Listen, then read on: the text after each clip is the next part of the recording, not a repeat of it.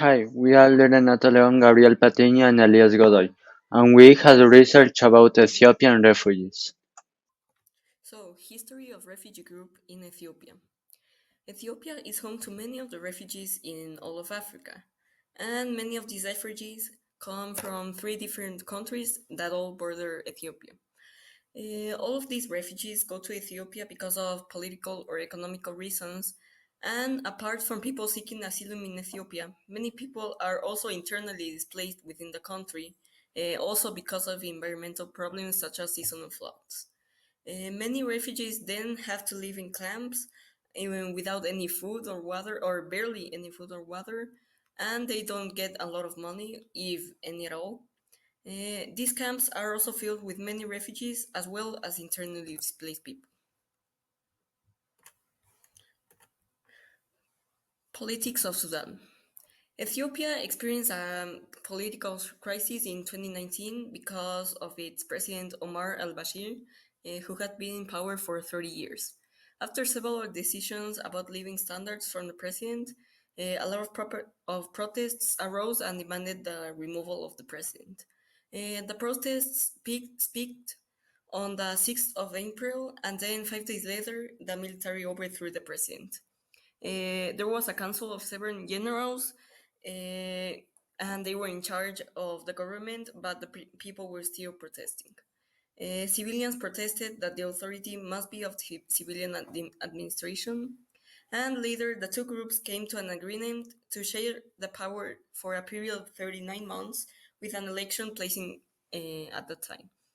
A council will be formed with five civilians, five military nominees, and one nominee agreed by consensus. A general will lead the council for the first 21 months, with a civilian will head the council for the remaining. Country of destination. In the mid-80s there were still drought and famine as well as lack of food happening. The government was trying to calm down things, but only got worse. Due to the issues presented, people were forced to flee to Sudan and other places in which they reported almost 1,000 persons entering a day. 99% of Ethiopians go to the following countries: South Sudan, Somalia, Eritrea, and Yemen. Most are in 26 refugee camps with limited services and unneeded resources. They depend on humanitarian assistance. Fleeing is a hard decision for every person that is a refugee. For refugees in Ethiopia, they base on they base on two things before fleeing. They base on the economy and the education received on the country of destination, since in Ethiopia these things they lack. Also the job application is a essential part to consider before fleeing to another country to resettle. Country of destination: where should they resettle? At last, the final decision to where to go is their decision, but we think the most beneficial as well as helpful place to go would be Sudan. This is because it's a pretty peaceful place and haven't experienced a lot of violence compared to Ethiopia or other places. People in Ethiopia will live happily and without fear of being killed or persecuted. In Sudan, there are a couple of refugee camps that are willing to help and provide people with all the required resources.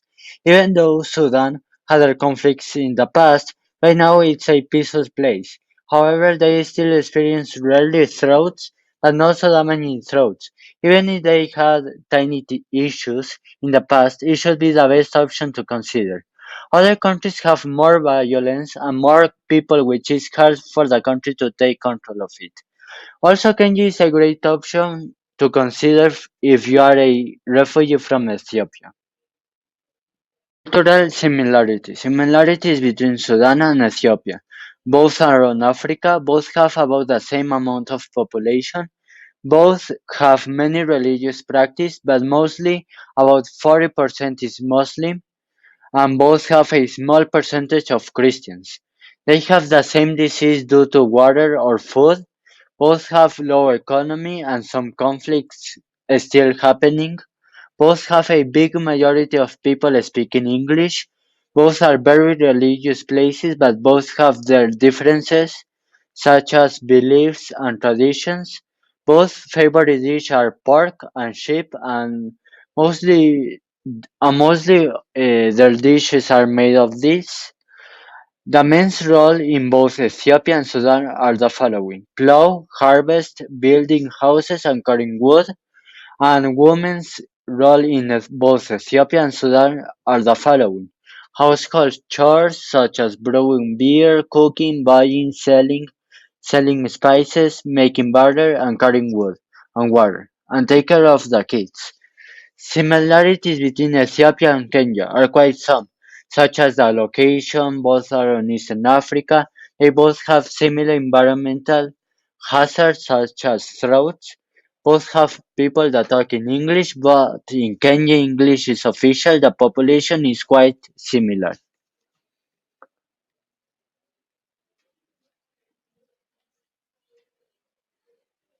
Cultural differences. Difference between Sudan and Ethiopia. The difference common food, but both favorite food is sheep and pork, but the food is completely different. Meanwhile, Sudan food is sweet, Ethiopian's food leads more to the salty and spicy food. Other differences between Sudan and Ethiopia are the flag, the national anthem, the size and the traditions. One of the traditions in Sudan is Ramadan, which is a festive popular tradition that lasts about 29 through 30 days, in which many people drink and eat and smoke. This month is the month of reflection and fasting. Meanwhile, in Ethiopia, they celebrate for the same purpose but it's different. It's called their celebration is called Timkat, celebrating the Epiphany with big dances and lots of food. It's the biggest tradition in Ethiopia. The language is quite the same because in both countries the great majority talks in English, which is the official language of Sudan. And in Ethiopia the official language is Amharic, but mostly all of the people in Ethiopia as well speak English. Ethiopians also know Italian, Arabic, and French, as well as Amharic and English that were already mentioned. Meanwhile, Sudan is a multilingual country with more than 60 indigenous languages spoken.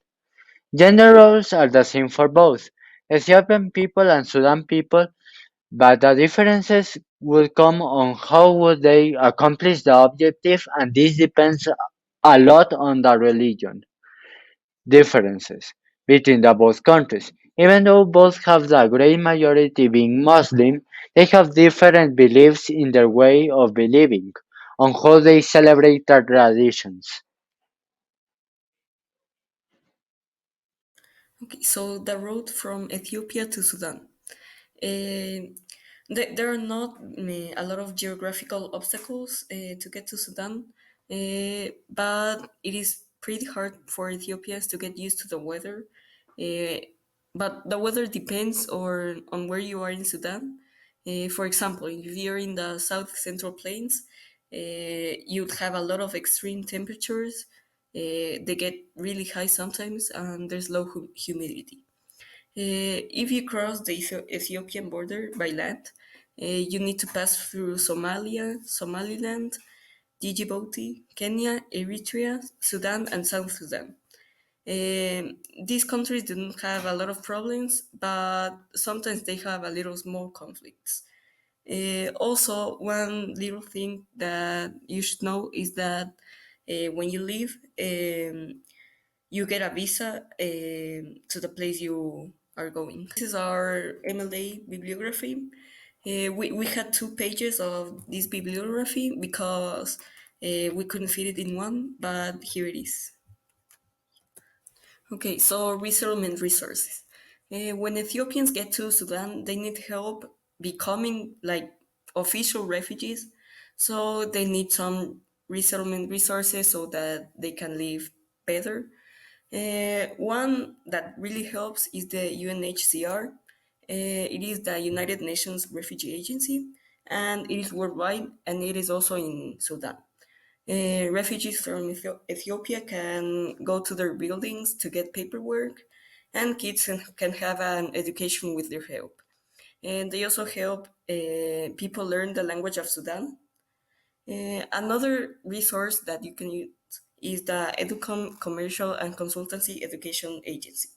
This one is only on Sudan, and it can help refugee kids that already have refugee status receive a good education with them.